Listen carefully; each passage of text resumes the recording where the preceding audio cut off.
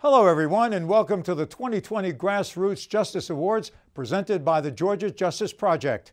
Thank you for joining us for this special and unprecedented virtual hour as we honor our 2020 Georgia Justice Award winner, Norman Brothers of Atlanta-based UPS. And we hear from some of the most distinguished citizens of our community who are making the most meaningful impact on the dedicated activities of the Georgia Justice Project. I'm Bill List, Special Assignment, Consumer and Legal Editor of WXIA Television News, NBC in Atlanta. But for me, being your host has a very special meaning. I am a volunteer attorney with the Georgia Justice Project and have been since the clinical program first started more than 6 years ago. It's a most rewarding commitment that I know is shared by my legal colleagues who participate along with me in handling a myriad of criminal records cases. The hour that you're about to watch is by far the most important yearly event hosted by the Georgia Justice Project. It's a chance to recognize individuals and organizations in our community whose commitment and leadership advances Georgia Justice Project's mission to better represent a variety of individuals involved in our criminal justice system. We act through a maze of legalities to remove barriers that will allow our clients re-entry into the community as productive and valuable citizens.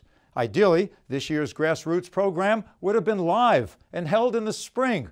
But as the COVID-19 pandemic has dramatically changed our daily lives, we decided to meet you virtually this year, and by doing so, having the added opportunity to reach an even wider audience.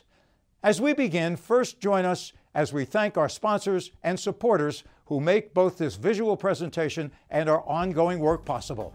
UPS, A1 Broadcast, Home Depot, Georgia Pacific, Austin and Bird, King and Spalding, Bondurant, Mixon and Elmore, Denton's, Evershed Sutherland, Quarles and Brady, Weinberg, Wheeler, Hutchins, Gunn and Dial, Morrison and Forrester, Jones Day, Parker, Poe, Adams and Bernstein, the Coca-Cola Company, and Seyfarth Shaw. As I have been personally involved with the Georgia Justice Project, I've seen firsthand how our legal representation has changed the lives of clients who have faced barriers to employment, significant limited housing, and educational opportunities, and other barriers caused by having a published and accessible criminal record. The goal of the Georgia Justice Project is providing second chances and creating opportunities that an entry on a criminal record can stop in its tracks. What better way to share the impact of Georgia Justice Project has on lives than to let the staff and the clients speak for themselves?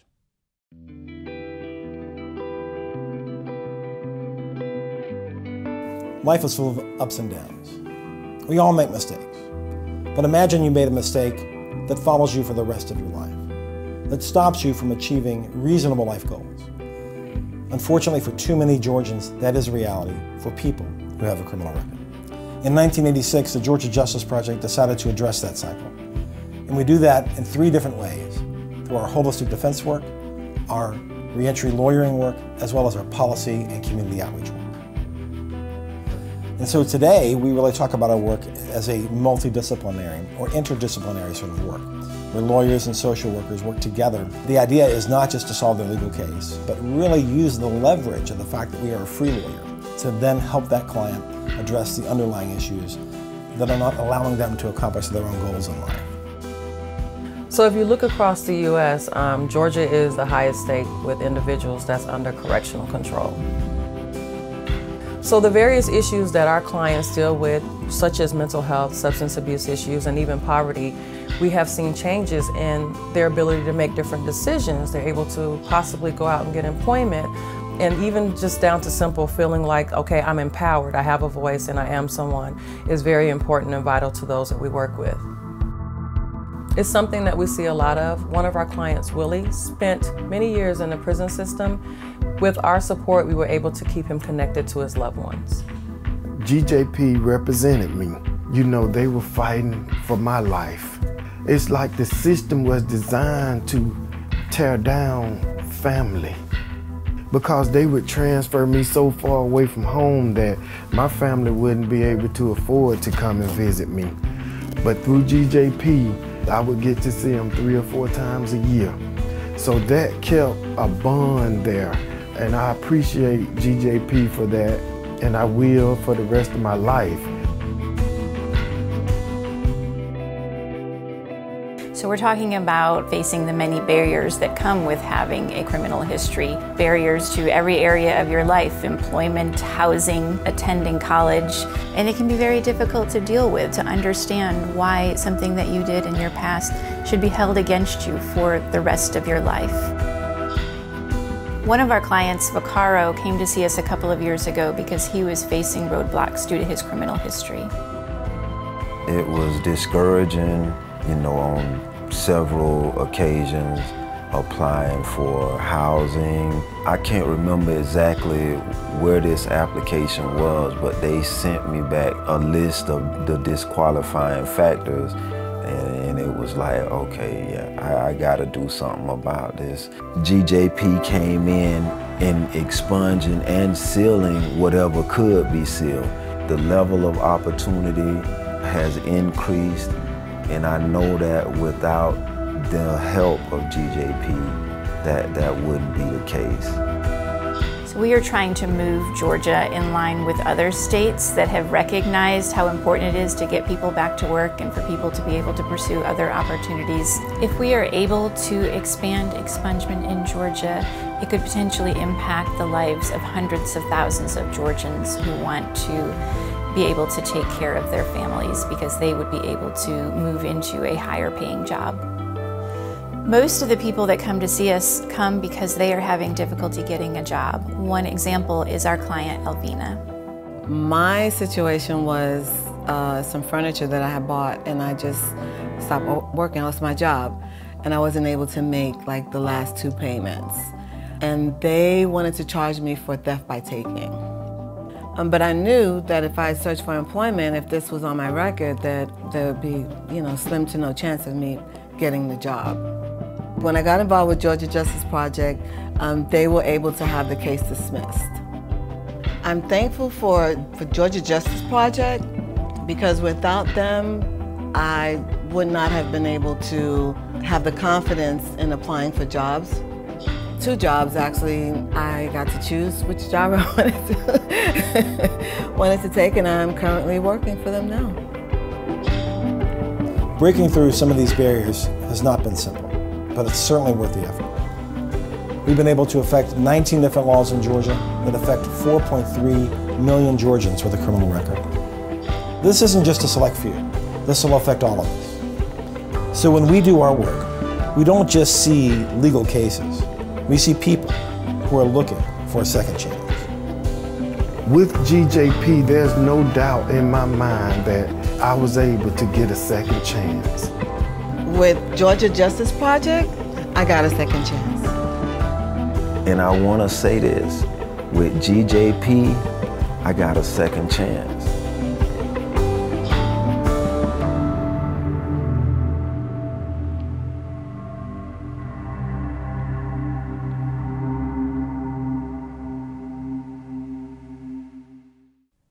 You've seen for yourself the impact our staff has on our clients, and you've heard from the clients themselves. We're eager to encourage your support as the Georgia Justice Project continues its most important mission. Simply text GA Justice on your cell phone to 41444. 100% of your donation goes directly to support the continuing efforts of the Georgia Justice Project. We know, as you do, that we have a great deal of work to do to achieve a fully equitable criminal justice system. And during this hour, you're going to hear from leaders in our community who are working at different cross-sections of the criminal justice system, pushing for continued reform. And later in our program, the Georgia Justice Project will present its 2020 Grassroots Justice Award to Norman Brothers of UPS. Norman is a leading Georgia attorney who has given years of leadership and personal commitment to the Georgia Justice Project's mission. And now it's a special privilege for me to introduce the Executive Director of the Georgia Justice Project, Doug Amar. Doug has taken the project from a critical idea to one of the most important and respected legal organizations, not only in Atlanta, but in the nation. He's given scores of people of all races and creeds a new lease on life through legal representation and personal counseling. Doug is joined first in our program by a community leader with significant and close ties to the Georgia Justice Project, Dina Kimball. She is the Executive Director of the Candida Fund. The Candida Fund recently made a major investment in the Georgia Justice Project and its mission. Dina, Doug? Well, hello, everyone. My name is Doug Amar, and I am the Executive Director of the Georgia Justice Project. And we have Dina Kimball with us from the Candida Fund. Thank you, Dina, for being with us today. Hey, I'm so happy to be here. I'm calling in from Montana, where it's snowy and beautiful, but is really, really, really good to see some really good friends and family in Atlanta. So thank you for having me. It's a pleasure. Well, Dina, if you wouldn't mind, could you tell us about the Candida Fund and the priorities of the fund? Sure, yeah, absolutely. And before I do that, I think not only are we celebrating the Georgia Justice Project's big evening, we're also, I think, celebrating 30 years for you, Doug, in this work. And I want to just offer my personal congratulations. That is an incredible testament, not only to your commitment, but I know it is emblematic of the commitment of your entire team to this issue. Thank you. And the Candida Fund has also been around almost about 30 years. So it was founded in the 90s by Diana Blank, who is my mother, and found herself in the unlikely position of being able to engage in philanthropy at some scale. And the fund has changed and grown and evolved a lot in 30 years, but I would say what has been consistent has been a focus on the dignity of individuals and the sustainability of communities around the world. And we do that really by trying first and foremost to invest in transformative leaders and ideas. There's a few things that I think make things like a Candida grant that I think we're hopefully known for in all we do. And one is, I think, a consistent theme around changing the narrative and the focus and the way problems are understood and the way problems are defined. A second is, I think, a consistent theme around community-driven solutions, and that those most impacted by the problems are often those who are best positioned to provide the insights and leadership needed to affect change on that problem. And really the third is organizations that are obsessed with their own learning. Some foundations invest heavily in their own monitoring and evaluation functions. That's not really our style at Candida. What we try to do is pick out partners who are really on their own learning journeys and interested in their own continuous evolution and improvement. Let me just ask, I mean, we're honored, we're humbled, but why did Candida invest in GJP? Yeah, great. It was a good question. So we had an opportunity several years ago.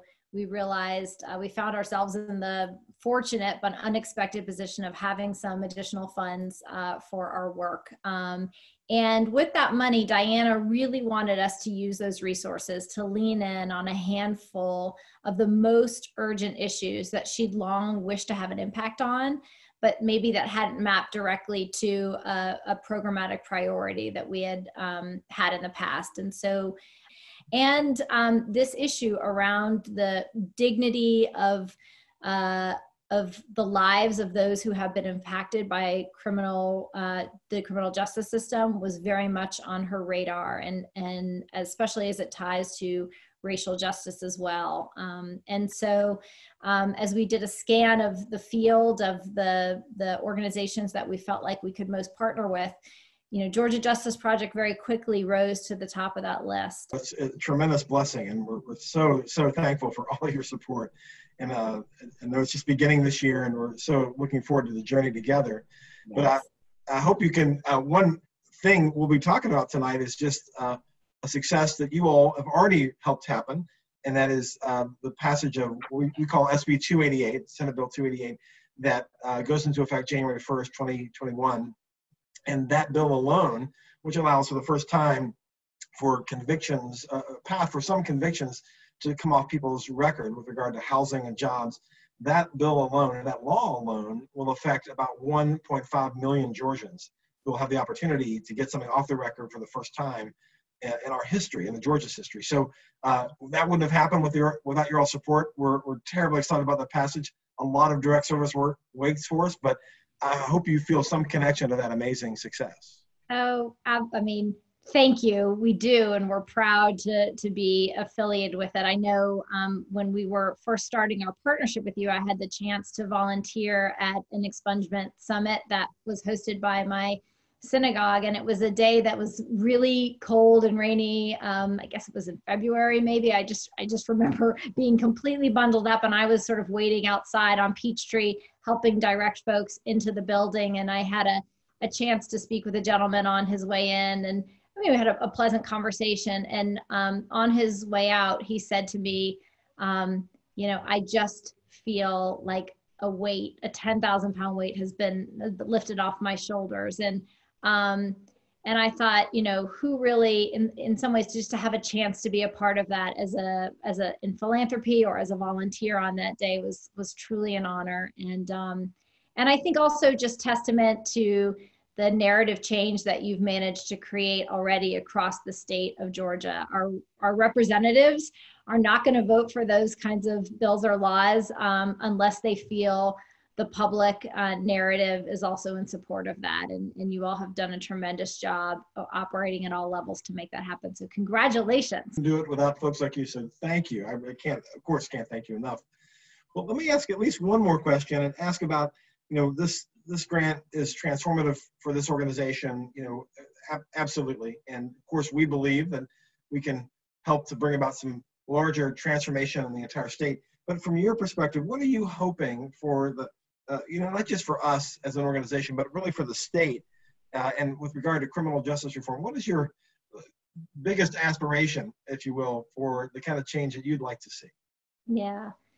Well, I think it's a really good question. And I'll sort of answer it in two ways. I think it's important to acknowledge, and again, you all have done a good job of educating us on where we stand, where the state of Georgia stands in relation to other states at least as a starting point as of now, which is that 4.3 million Georgians have a criminal record. That is a incredibly high percentage, 40% or so of working age adults in the state. And I know our state has one of the highest, if not the highest rate of correctional control than any other state in the country. So that's that's sort of our basis, at least of when our work with you all began. And we're really humbled, and embarrassed and shocked by that. So, certainly the ability to make meaningful inroads, in those areas is important. And I think what undergirds that, I think, is a collective, stated generously, misunderstanding or a willful ignorance of the reality of that system and the conditions that perpetrated. And so I think, if I were to sort of aspire to one wish, it's that kind of increased narrative change or collective change of the collective consciousness of Georgians. And I think you all are, well positioned to do that. Pragmatically, I think continuing to expand and doing the work that you all do, both, the direct work on the ground in terms of core legal services around defense and the reentry work, the family support work, and marrying that with the advocacy work. My colleague, Tanae Traylor, told me, an example of how you all do this so beautifully, and I hope this grant will enable you to continue to do this, which was during the recent civil unrest. I think you all were in the middle of the legislative session pushing forth this expungement bill that you have worked so hard to push forward while you had unrest happening, within Atlanta and around the state, and that you were able to dispatch a team of lawyers to support the protesters while holding on to this advocacy strategy at the legislative level. And so the ability to sort of pursue in a multifaceted way all the complexities around this issue simultaneously and build your capacity and the state's capacity to meet this issue with head and heart in the way that it needs to be met. I mean, that's my highest goal for you all and for this work. And I'm confident you'll get there. Thank you, Dina. I appreciate all your work. And thank you for joining us tonight in our celebration of Norm Brothers and UPS for their amazing support for our work as well. Happy to do it. Thanks so much, and congratulations on a successful event to the Georgia Justice Project, and it's been my pleasure to see you all. And now joining Doug is the Chief Justice of the Georgia Supreme Court, Justice Harold Melton. He was first appointed to the Supreme Court in 2005 and sworn in as its Chief Justice in 2018. Chief Justice Melton has been a longtime supporter of the mission of the Georgia Justice Project and a strong advocate for criminal justice reform. Doug, Judge Melton. Chief Justice Melton, thank you so much for joining us today and being part of this event for the Grassroots Justice event for Georgia Justice Project. Welcome. Thank you, Doug. It's always a pleasure to be with you. Right. Well, more broadly, I'm wondering, as the Chief Justice, you've been involved in a lot. You're involved in your community, I know, and still with young people in your church and ministries around the country. So you have a lot of exposure, not just sitting where you're sitting, but all of your volunteer work and your passion and commitment as well. And I just wonder if you wanted to talk about a little bit about what sort of challenges you see for the folks you work with when you're not sitting in the where you are, when you're volunteering in the community. What challenges you see for the young people you work with in the criminal justice system? Well, and this is the conversation that I have with your interns every summer. You asked, what are the challenges I see with the criminal justice system and these young people? And my first question to them is, well, what do you mean by criminal justice system? Tell me what it is you're talking about. And usually we define the criminal justice system as beginning with when somebody picks up the phone and dials 111 and says, hey, look, get over here, let me tell you what's going on, ending with somebody being released from parole at the end of some type of incarceration or after some type of reentry. So a lot of the problems that I see have nothing to do with that space and time, from that alpha to the omega. Everything that I focus on, most of what I focus on at least, deals with what leads up to that. And a lot of disparities that we see have to do with factors that lead up to that 911 call. And so what I see is a lot of kids who are struggling to live life in a healthy way. There's a lot of brokenness in their homes. There's a lot of brokenness in their communities. There's a lot of support that we all needed to get where we are today that they just don't have for whatever reason. And those types of those discrepancies, those deficiencies in the homes and the communities and the surroundings and their value systems and the thought processes have to be addressed, have to be dealt with in order to avoid the numbers that we see in the criminal justice system. Not to make this all about GJP, but I think that's certainly aligns with sort of our approach, right? Is that working with I think our commitment is both to work with individuals and the system, but to address and identify the issues that folks have, the needs they have, the deficits, and their goals, and then try to work with them on that and build them up to a place to get them on a better track, a right track, if you will, so that they can be successful. And in that sense, I think there's deep alignment with your commitment and our commitment to work. I think that's right. And there are areas in our system that we always need to continue to look to improve. And I'm not talking about rhetoric, that drives me crazy, but let's see what's happening every step along the system in a slow, methodical way and figure out what can be done better. And the more we do that, the more we actually accomplish something that's meaningful, as opposed to getting people worked up without any real results to show for it.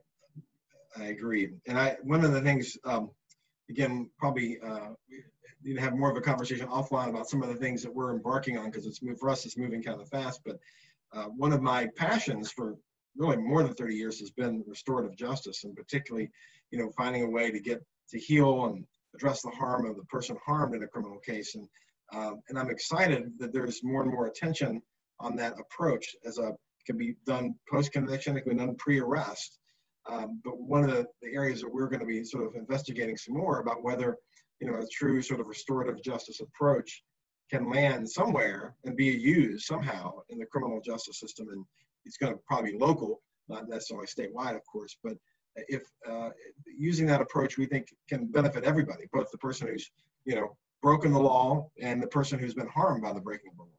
So it's that, those kinds of innovations and that kind of approach are things that we're committed to, that I think that the community hopefully now is a little more open to hearing and investing in. Well, I think our judges for a long time have always wanted something other than a hard prison bed as an option. They would hear stories many times about somebody who just did something stupid or did something, just bad, and they've owned up to it. And so when faced with a situation where somebody has owned up to it, they have made restitution as best they could, they've reached out to the victims sincerely. I think judges always wanted an option, and I think accountability courts have created some options for judges, and they've given ways for counselors to come alongside criminal defendants and walk them through the healing process, which oftentimes involved reaching out to victims. In addition to getting over whatever addictions they may have had, they've had to face the consequences and take responsibility for their actions. So they haven't used that phrase, but I have to believe that's embedded in a lot of what's been going on with our accountability courts. Mm-hmm, mm-hmm. Well, and we certainly work with a lot of those courts, and are big fans of them, and they've certainly proliferated in Georgia in the last 10 years. And so there are more options for judges and prosecutors and victims, really, as to how to handle a case, even compared to a handful of years ago. So we're pleased about that movement. I want to see it continue. Well, let me shift for a moment, if I could, just to talk about the event we're really doing this for, as an honoring of UPS and their involvement and Norm Brothers. But and I just want to shift for a moment, if you want to, I don't know if we'll reflect for a minute about sort of the importance of the corporate or legal community, or the corporate community at large, sort of being involved in the kind of things we've been talking about, just making the community better, and how important that is for our state and for the judiciary, certainly, and for the bar. Well, it's important for society. One of the reasons why I stress the definition of the criminal justice system is because once we look at what the criminal justice system is, and then look at what we think is wrong with the criminal justice system, what we know is wrong based on the numbers and the demographics, the solutions get much bigger than what begins with a 911 call. The solutions become community-based solutions, societal-based solution, a priority-based solution, and it means being engaged. There's that word again. We have to be engaged. Not everybody has the skill set, the time to go and walk the neighborhoods and knock on doors and be in the homes of individuals, but we have the ability to support those who have that as a talent and as a passion. Not everybody has the ability to counsel a young man or a young woman, or even the legal skills to walk them through the criminal justice system, but we might have the ability to create a receiving end for those who have been able to successfully navigate that reformation process. And the corporate base for doing that is absolutely critical. And as you probably know, just to drill down a little bit more for us, how important our relationships are. We're not the only ones. Certainly a lot of great nonprofits in the community benefit from the involvement of folks like UPS and other companies and in-house and big firm lawyers. But in the last, I think, 5-6 years now, we've trained over 500 volunteer lawyers alone that are handling mainly criminal records cases, helping us do intake, helping us with these expungement summits that are taking place around the state. We rely on them. We as a nonprofit, I think, have relied on them more and more and more to get our work done, and to reach more and more clients and to serve more people.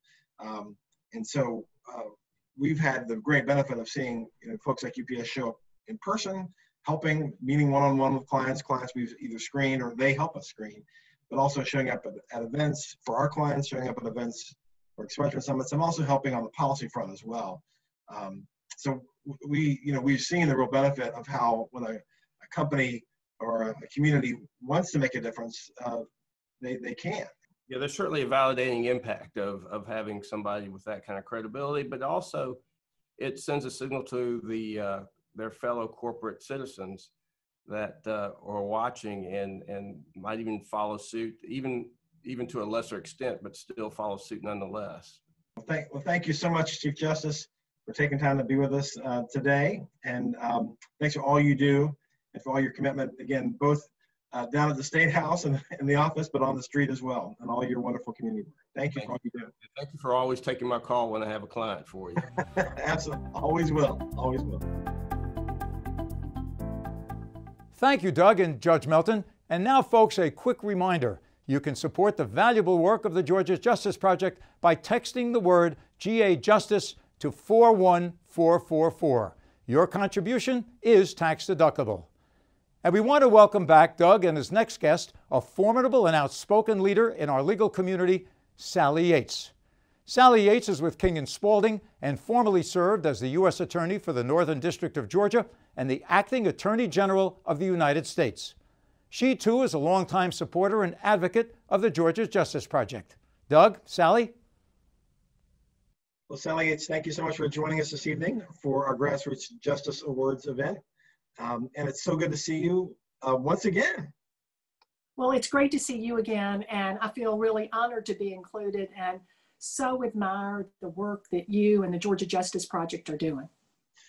Well, thank you. And of course, I'm going to say likewise, and we'll talk about that in a minute. But let me, my recollection is that you and your family have known about our work and been supportive of our work for a long time. And I think it goes back to King & Spalding, but I don't really know. Well, I know Comer, my husband, has been connected with your work for a long time. And then when I was U.S. Attorney and was involved in reentry initiatives then obviously there was a connection there as well. So we've been long admirers of what you all are doing and are just so excited to see how you're growing as well. Well, I really do want to talk about how we got to know each other a little bit better personally and organizationally when you work with reentry in the U.S. Attorney's Office. Could you talk about that? Sure. It really goes back when I was U.S. Attorney in the Obama administration. One of the things that Eric Holder had talked about, who was Attorney General obviously then, was trying to take a more holistic approach to building safe communities. And, it sounds trite now to use the phrase, we can't jail our way into safer communities, but it's absolutely true. And Attorney General Holder knew that from his time and had seen it up close from his time that he served as a judge in Washington, D.C., and saw the revolving door there and was really disheartened by what he saw. And so we really went about trying to have sort of the classic three-legged stool approach, which certainly included enforcement. I mean, you're right, the Department of Justice prosecutes people when they violate the law. That's an important part, and accountability is an important part of that.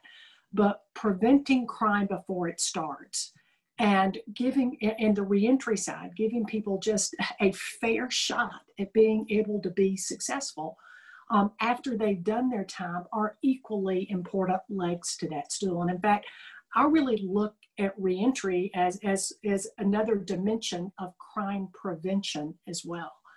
And so we all wanted, as U.S. attorneys, to get involved directly in our districts. A lot of times the work at DOJ had been done out of main justice and more in grant making, for example, to organizations, which, was still a very important component. But we really wanted to be more hands-on in our districts. And I think it was an important thing, both because I believe really strongly in that holistic approach, but I think it's also important in making a statement to the community of what their justice department is about. It's not just about locking people up. It's about trying to build safe communities and to give people that fair shot that they deserve when they come out of prison. I don't know if you know, but the work, of course, that you helped start or started there continues today, and I know there's probably more facets of it. But we're connected. One of the ways we're connected is the work at a local prison here in town called the Metro Reentry Facility. Have you followed that work? That the way your office is showing up out there? Yeah, I've kept up with some folks in the office. I don't know the specifics of which programs they have going now, but I was really thrilled to see that work has continued and that folks are really invested in it. It's true, and I just have to give a shout out about this program. So the Department of Corrections established a new prison focused on reentry, the only prison inside the perimeter. And that prison is called the Metro Reentry Facility. And they, unlike a lot of prisons, they have opened their doors to say, bring us your services and help and support. And so your office is out there really weekly running programs. We're out there mostly as lawyers, resolving sort of holds and fines and fee issues, driver's license issues, debt issues that are encumbrances to reentry. And in fact, some of your old staff who are with you at King of Spalding are volunteers with us on that effort. I don't know if you know. That's terrific. Yeah, it's amazing to have the U.S. Attorney's Office still showing up inside a local prison, focused on reentry, and all of us working together towards that goal. So it's a tremendous effort. Well, I think that's just a reflection that this is not a partisan issue, or at least it shouldn't be. That we should all be committed to trying to give people this fair chance, and also making our communities safer as a result of that. And so I'm really glad to see that work is still going on. So maybe you've already answered this, but I just want to ask it maybe even more pointedly, and you might have answered this, but the three-legged stool you talked about, and reentry being one of those legs. Is there anything else you want to say about why reentry is so important to you as a former prosecutor? Yeah, it was interesting when we had a number of different reentry programs when I was U.S. Attorney here, but this one that I mentioned at Lindsay Street, another encounter that I had that evening ended up having a real impact on the work that I then did when I was Deputy Attorney General. And I mentioned that we had folks that were coming out of state prison that were there, and we had these forms for people to fill out about what type of services they needed, whether it was housing or employment or substance abuse, whatever it might be. And I noticed that we weren't getting back as many forms as people that we had there. And I sat down in one of the church pews, because we had the service providers were downstairs. I sat down in one of the church pews with some of the men that were there. And I kind of leaned over to one. I said, "Have you turned in your form?" And he said, "No." I said, "Well, why not?" And he kind of quietly turned away from the people he was with, and he said, "I can't read." Mm-hmm. And I was, in fact, I'm going to get teary-eyed now talking about it. I was, here we were thinking that we were there and we're going to be able, we're all bright-eyed and bushy-tailed and we're ready to, try to meet the needs. And here I'd missed this fundamental need that folks had to be able to read, and that they weren't going to raise their hands. I mean, how humiliating would that be, to raise your hand and say, "I'd like to fill out your form, but I can't read it." And so we immediately started adding literacy services there, but then that really informed the work that I tried to do with the Bureau of Prisons then when I was Deputy Attorney General, recognizing that if we start on reentry when somebody's come out of prison, that's way too late. That work needs to be starting the very first day that they go in, and assessing what an individual's needs are and ensuring that we're using the time that they are incarcerated to give them those basic tools that they need to be successful. And education and literacy, to me, are absolutely at the top of the list. And you're right, that's a huge issue. Absolutely. Yeah. Well, right now in the country, there seems to be a lot of interest around criminal justice, reform and changes. And I just wonder, what your thinking is about why there's so much interest today, maybe even more than a few years ago, around trying to change the system to be more equitable, more fair. I'm not sure I know exactly why. I'm afraid, it almost doesn't matter to me what gets somebody there. I think that there are some people who are absolutely focused on the fairness issue, which, is really central to me. I mean, I was a former prosecutor. I believe in enforcing our laws and holding people accountable, but I also believe that it has to be fair and proportional. And it has to be done in a way where justice is the ultimate goal, and where we're, again, not looking just at enforcement, when we're looking at some of the broader issues that are responsible for putting, some of these things in place to begin with. There also are some people, I think, who look at it from a purely fiscal standpoint, that we can't afford to continue to incarcerate people at the rate that we are now. And if you project it out, you see how crazy it is in terms of what we are spending on that. There's some people who I think are motivated by both. As I said, I don't really care what gets you there. Right. But I do think that there are folks who might have in the past been motivated just by the fiscal side, but are able to see and to recognize now that a longer prison sentence, for example, is not necessarily more justice, or that there are alternatives to incarceration that then include accountability, but do it in a more productive way that is better for that individual and better for society as well, both because it's not as expensive, but most importantly, it's more likely to be successful as well. Accountability courts, for example, being a prime example, or drug courts, where sending back somebody to prison isn't going to address the issues that brought them there to begin with, but some alternatives like that can. And so, I'm not sure I can exactly put my finger on the pulse of what it is. My hope is that it continues to grow and that it's not a celebrity justice kind of thing, where we will actually ensure that that these opportunities are being provided across the board to people who need it, and not just people who know people. It's a great answer. I appreciate that. Absolutely. Yeah. One point I want to make, you asked me in the beginning sort of what this event's about and what we're doing, and we are honoring Norm Brothers. And one of the things that UPS and Norm and his team were able to do this year was to be incredibly helpful, pivotably helpful, if you will, in helping us get a bill through the state legislature that it's expanding expungement. That for the first time, there's going to be an opportunity for people with convictions in Georgia to have that essentially, restricted, aka expunged and sealed by a judge. And this bill that is signed into law and goes into effect January 1st of 2021 affects at least about 1.5 million Georgians. And UPS sort of led the way, along with Coca-Cola and a number of other companies, and the Metro Chamber was huge in this as well, of stepping up and encouraging legislators and the governor and others to pass the bill and to sign the bill. And we are, of course, incredibly thankful for that.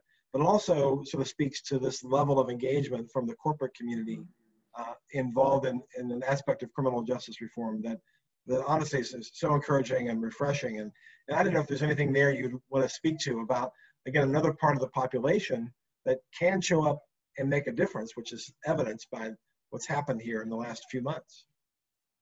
Well, obviously, their support of this made a big difference in being able to get that through the legislature and for the governor to support it.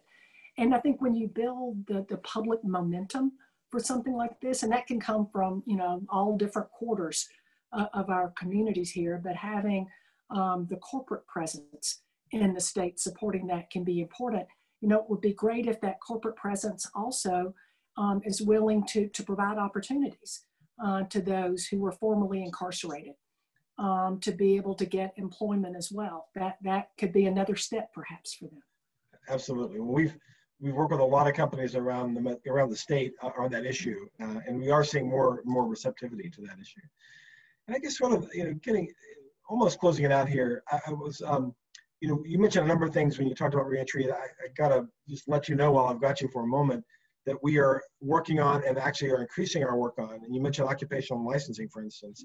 An area that we actually, but interestingly, UPS is actually sponsoring an Equal Justice Works fellow to come on our team next month, who's going to focus on that issue. We were able to expand the law on some of this a few years ago. There's still a lot of work to do on making sure that people have an opportunity with a criminal record to get a license to provide for themselves and their families. And our sort of the platform of our policy work is growing based on some of the things we talked about earlier. And I don't know, in light of that, I don't know if anything else you thought about or seen with regard to sort of policy initiatives, policy ideas, things you wish the state or maybe the country could or would do with regard to sort of aiding in reentry efforts. Well, it's pretty much a patchwork across the country right now in terms of where states are. But one of the things that I think has been most encouraging is that it doesn't break down along blue states and red states. And in fact, it was some what you would call red states that were early on, whether it was Texas and some of its sentencing reform, or other places, not Texas, not exactly a hotbed of liberals there, but that were leading the way. I think that gave comfort to some other more, conservative states, that this is not irresponsible. In fact, it is the opposite of that. Again, from a public safety and a fairness standpoint. And I think when it gets right down to it, I think we all want to believe and to be a part of a justice system that we believe is fair and equitable and compassionate, and that is looking to make lives better. And that includes the lives of the individuals who are incarcerated and become returning citizens when they are released from prison. I've seen some pretty hardcore prosecutors that you wouldn't think would really have a heart for this. And particularly when they're dealing with it personally, come to realize the basic humanity in us all, and in wanting to reach out to our fellow citizens, non-citizens, to all of us to build a better community. So I think that this can really be a uniting principle, and goodness knows we could all use a little more uniting right now. That's right. Amen to that. I agree. Well, Sally, I've been a big fan for a long time. It's been an honor to work with your office when you were here, in the U.S. Attorney for the Northern District. It's an honor to still work with the efforts that we continue to, the efforts that you started when you were here. And it's an honor to have you to speak to our friends and donors tonight. So thank you so much for all you're doing. Thank you for taking time this evening. It was my privilege. Thanks for having me. And join us now as Doug welcomes Cobb County District Attorney Joyette Holmes. She served as Cobb County DA since July of 2019 and previously served as Cobb's Chief Magistrate. Doug, Joyette? Well, District Attorney Holmes, thank you so much for agreeing to do this today and be part of our celebration of the Grassroots Justice Awards for the Georgia Justice Project. Welcome. Well, thank you. I am honored to be a part of the Grassroots Award program. And as you probably know, we're actually honoring UPS and Norm Brothers, who's a general counsel and one of our long-term board members here. But we are so thankful for folks like you who have agreed to just take a few minutes and talk about justice and restorative justice, expungement, or all the different ways, or some of the ways that our offices have worked together. And I'm so really proud as an organization to work with you and your team. It's really an honor, and I'll talk about that. But I just want to thank you for all of that in the front. Yes, sir. Well, you are more than welcome. I thank you all for being willing to partner with us in Cobb County for some of those events and making sure that we give people access to justice. Well, there's two things I have to note. I just want to, you are, of course, the first African-American district attorney of Cobb County, which is a huge, you made history. And you also are making history by the Attorney General of the state of Georgia asking or appointing, I'm not sure how it exactly works, you to prosecute the case of Ahmaud Arbery's alleged murderers. And I know that that homicide case down in South Georgia, I know you have an awful lot on your plate, and those are big, big roles to fill. And I just want to acknowledge that and thank you for your work. Well, thank you. Yes, the confidence that the Attorney General's office and Chris Carr has had in us to prosecute the Ahmaud Arbery case, it's humbling. That is definitely one of those cases where when you talk about seeking justice and what we do as prosecutors, that we're mindful of. And so the work that we will do in that case is intentional, and certainly the family, we have and will continue to offer our condolences and provide resources for them as we move that case through the criminal justice system. Well, thank you for your work on that front. And lots I could say, but we could talk more about that if you'd like. But thank you for your work. Thank you. And I'm absolutely sure that Attorney General Carr has got it right, and so glad you're the one doing it. Thank you for your really. Thank you. And that leads me to sort of this more of a general question to ask about, when I say the word restorative justice, sort of like your Restore 360, what does that mean for you? What does restorative justice mean to you? So to me, it means taking a 360-degree approach to public safety. So as prosecutors, as district attorneys, we do prosecute cases, and people know and understand that. But what people don't often think about are the things that we are responsible for as prosecutors is not just that one thing. We are supposed to be a part of the conversation on prevention, the conversation on educating our young citizens, educating our communities as a whole on what criminal justice is and what we can do as a community to impact and reduce the level of, or the level and number of crimes within our community. And then when you have people who have actually had to engage with the criminal justice system, providing opportunities for restoration and reentry. Because what we know is that there are probably 1% of people who are convicted of a crime who will never leave a penal institution. The majority of people who go into, whether it be a jail, a prison, or be on supervision through a probation office, that's not going to last always. And if we truly want to have a community that we are saying, that we are wanting to protect, that we are wanting to keep people from being victims of crime again, and then have other people be productive, then we've got to work on the other side of that system and help to restore people. Criminal convictions, criminal arrests that are never prosecuted keep people from housing, education, and employment opportunities. And if you don't have any of those things, then unfortunately, the likelihood is there's going to be some movement back towards criminal activity and thus being involved in the system again. Well, that really is a 360 approach. I really, have to hand it to you for the aptly named program.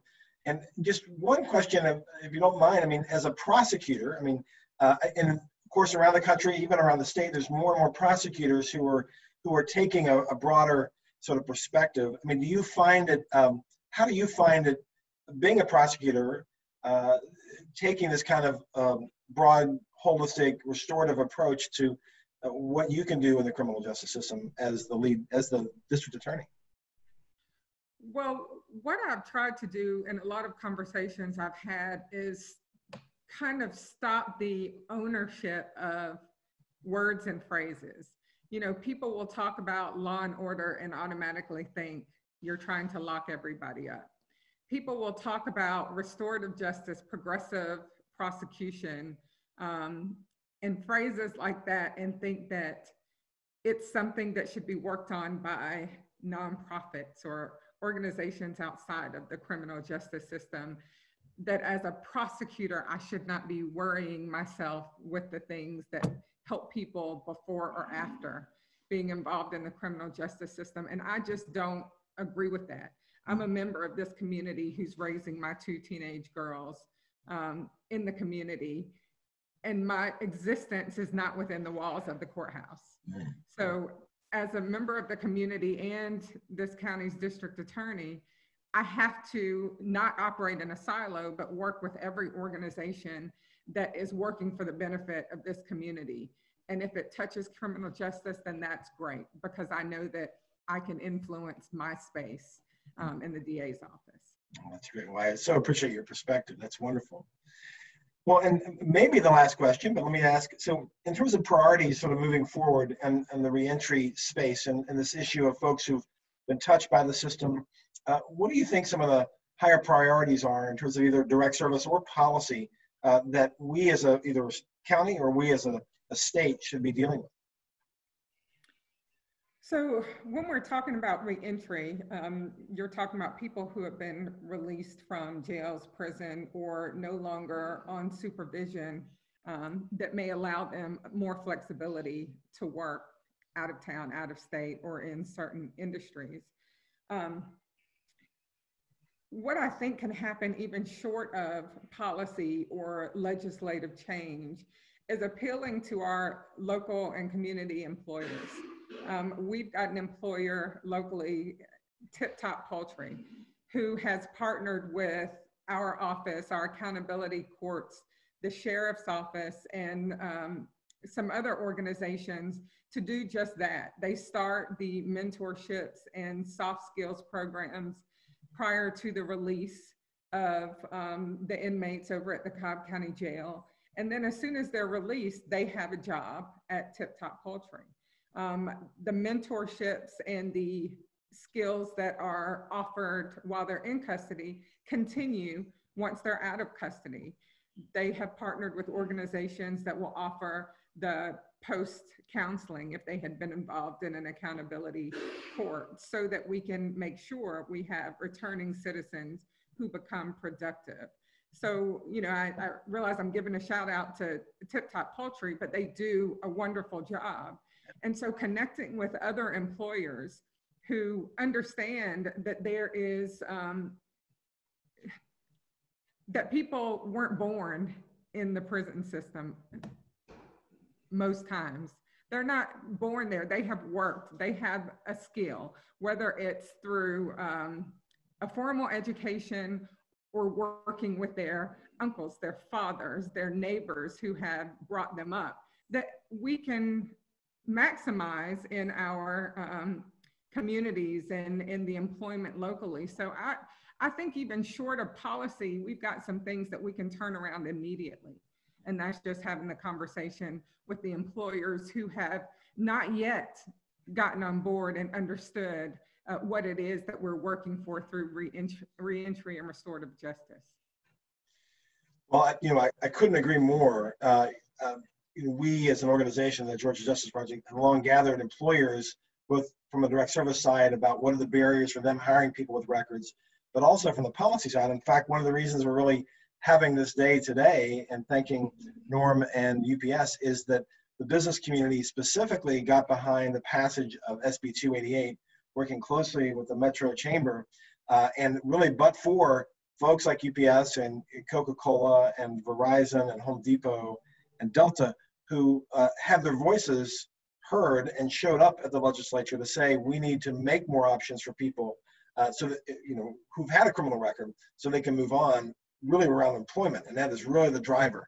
And I couldn't agree more that the employment is the big driver for reentry, and getting businesses involved on the direct service side, employing people, and also on the policy side is certainly one of what we've seen to be a winning combination of moving our community forward. So I absolutely would agree.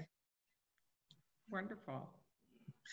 Well, with that, District Attorney Holmes, is there anything else you'd like to share with this august group of people today as we're honoring UPS?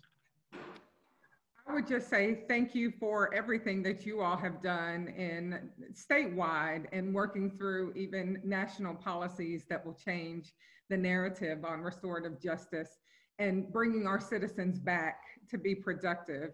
I know that each and every one of you here that is vested in that mission will continue to do that, and we will be a partner through the Cobb County District Attorney's Office. So thank you so much for having me. Thank you for being here. I appreciate all you're doing, and God bless. Thank you. Thank you. Take care. All right. We want to thank our distinguished guests for sharing their important contributions, their ideas and thoughts on the mission of the Georgia Justice Project and on our criminal justice system. And now a highlight of the virtual 2020 Grassroots Justice Awards program, singling out the recipient of the highest honor the Georgia Justice Project can bestow, the 2020 Grassroots Justice Award. This year's winner is Norman Brothers of Atlanta-based UPS. And joining us to present the award, please welcome the Executive Vice President and General Counsel of the Home Depot and our Grassroots Co-Chair, Teresa Rose Burrow. Teresa? Thank you, Bill. And thank you to all of our viewers again for joining us tonight. I am honored to join you this evening and to present the 2020 Grassroots Justice Award to Norman Brothers of UPS. Norm, as he is known to his colleagues at the Georgia Justice Project, is UPS's Chief Legal and Compliance Officer. There he leads the global legal, internal audit, compliance, and privacy functions, as well as global labor relations. Norm has led an impressive career with UPS beginning in 2000. Before joining UPS, Norm served as a captain in the United States Army and practiced international law at King & Spalding. His accomplishments are many, but his commitment to the Georgia Justice Project has left an indelible mark on the lives of GJP's clients. Norm is a shining example of what it means to lead a value-centered life and to serve our profession by ensuring that we work to promote equal justice for all. Whether serving on the board of directors, supporting back to school and holiday events, encouraging volunteerism from the UPS Legal Department, and most recently, advocating on our behalf for the passage of Second Chance Bill SB 288, GJP has benefited greatly from Norm's leadership and support. Norm, this honor is richly deserved. It is a privilege to be with you here tonight and to present to you the 2020 Grassroots Justice Award. Thank you for all you do. Teresa, thank you very much for the kind words. You set a very high bar for giving back to the community and personify everything Georgia Justice Project stands for, so it means a lot to receive this award from you. I'm truly honored to accept the 2020 Grassroots Justice Award personally and on behalf of the entire UPS Legal Department. UPS and the UPS Legal Department are committed to community service. It's a priority for me and UPS as a whole. There's a UPS policy that states we're committed to being a good corporate citizen. Our philanthropy and community involvement help UPS fulfill its responsibility as a good corporate citizen. This policy really sums up what UPS is about and what it means to be a UPSer. We're in a service business. UPS supports communities all over the globe, linking them through logistics. And volunteerism is part of the DNA of our UPS employees and a natural way to build deeper connections with the communities where we all live and work.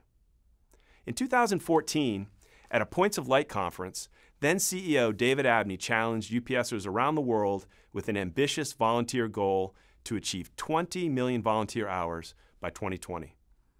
UPSers accepted the challenge and surpassed the goal ahead of schedule. In 2019 alone, UPSers logged 3 million volunteer hours. Those 3 million volunteer hours are truly impressive. The number represents 375,000 work days and 75,000 40-hour work weeks, just from the hours volunteered in 2019. While the UPS Legal Department's share of that global total is more modest, I am very proud that 80% of our Legal Department employees volunteered in 2019. That means 74 employees volunteered almost 1,300 hours, averaging about 17 hours per Legal Department employee. Our efforts in legal are aligned with UPS's commitment to diversity and inclusion. UPS has a long history of supporting the cause of social justice and racial equality. UPS recently pledged 1 million UPS employee volunteer hours of service around the world to support mentorship and education in underserved Black communities. The Legal Department recently created a steering committee that will lead us in advancing this critically important effort so that our lawyers and legal professionals can do their part to drive real and lasting change. I'm also proud of the fact that we have UPS lawyers on 22 nonprofit boards in Atlanta. Among all the nonprofits with whom we have volunteered over the years, Georgia Justice Project has certainly held a special place in our hearts. Going back many years, the UPS Foundation provided a grant that helped them purchase their building. And Doug was a fellow with the Annie E. Casey Foundation, which was started by UPS's founder, Jim Casey. But about 10 years ago, we reconnected more strongly with Doug and his mission. I joined the Georgia Justice Project Board in 2010 and have been actively involved with the organization ever since. I'm personally drawn to GJP's holistic approach to legal representation and its emphasis on second chances. UPS is honored to contribute to GJP annually.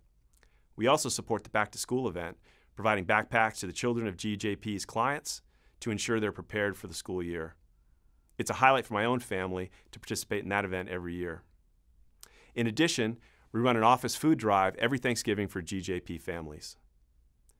We also have worked with GJP's clients directly through volunteering at the Criminal Records Clinic.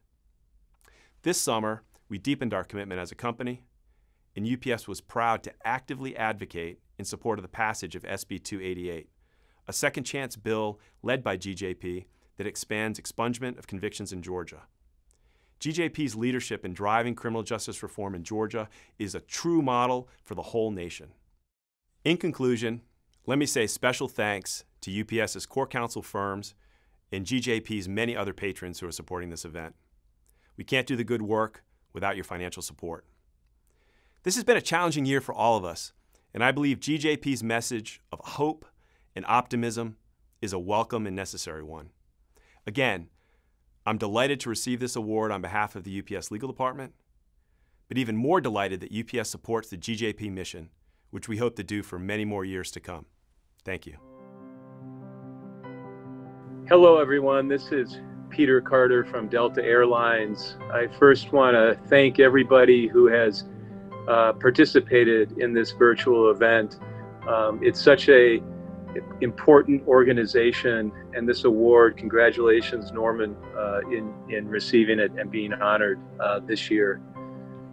In July of this year, the Delta Law Department unexpectedly lost our dear friend and colleague, Sheandra Clark. Everyone who knew Sheandra got to bear witness to her beautiful smile, infectious laugh, kind heart, and generous spirit. For us at Delta, 11 years was not long enough. For the world, 42 years was certainly too short. Sheandra was a true joy. She will be deeply missed. She really was among the people at Delta who are the heart of our Delta Law Department. In addition to being outstanding in her field as a labor and employment lawyer, Sheandra was deeply committed to embodying the Delta spirit of giving back to the communities where we live, work, and serve. Among her many philanthropic endeavors, Sheandra was a dedicated member of the board of the Georgia Justice Project since 2018. Here she knew she could use her exceptional legal skills and her compassionate heart to change the lives of so many in a meaningful and lasting way. She played a pivotal role in executing the Grassroots Justice Awards to raise funds to support GJP programs. In addition to being a member of the board, Sheandra volunteered in Georgia Justice Project's Records Restrictions Clinic, which helps individuals with a criminal record remove barriers to re-enter into the community. It truly does give people a second chance. Last year, 137 volunteers donated 1,500 hours of legal services and provided the equivalent of nearly $400,000 in-kind donations. Thank you to all of you who've done that. To honor Sheandra's memory and her dedicated service to the Georgia Justice Project, Georgia Justice Project has generously decided to name its first ever volunteer award after Sheandra. What a fitting tribute from an outstanding organization that does so much to an outstanding human being who did so much good. The Sheandra Clark Volunteer Lawyer Award will be given out annually to an attorney in the community who, like Sheandra, has demonstrated exceptional commitment to service as a volunteer for the Georgia Justice Project.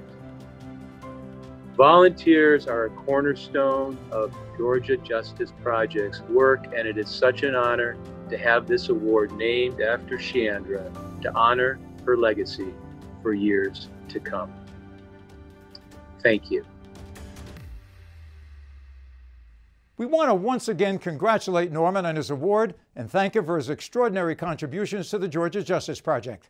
And we want to take a moment to once again recognize our outstanding sponsors who made this virtual presentation possible and who so thoughtfully support all of the efforts of the Georgia Justice Project.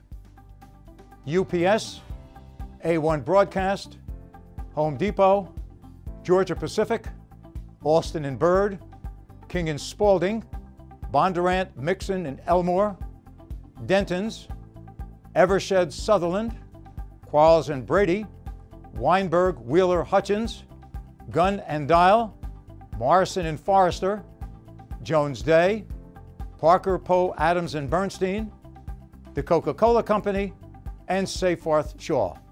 And please remember that the Georgia Justice Project welcomes your valued support and donations. Just text keyword GA Justice to number 41444. And if you were to leave this virtual presentation for any reason, or you wish to see it again, we will soon provide you with a link. And as we have formatted this virtual presentation to fit time restraints, we encourage you to watch for full interviews that Doug has done. We are also going to provide you with that link. I'm Bill Liss, and it has been an honor for me to join you for this special presentation. But before we say goodbye, a special shout out to Ermis Zayas, Brandon Carmichael, and Erica Curtis. They're all of the Georgia Justice Project for their tireless efforts in making this program possible. We look forward to meeting you personally at the Georgia Justice Project's Awards and also meeting us at our headquarters in the 4th Ward and most certainly at next year's live 2021 Grassroots Justice Awards dinner. In the meantime, please be safe. Be sure to follow the CDC guidelines during these most unprecedented times.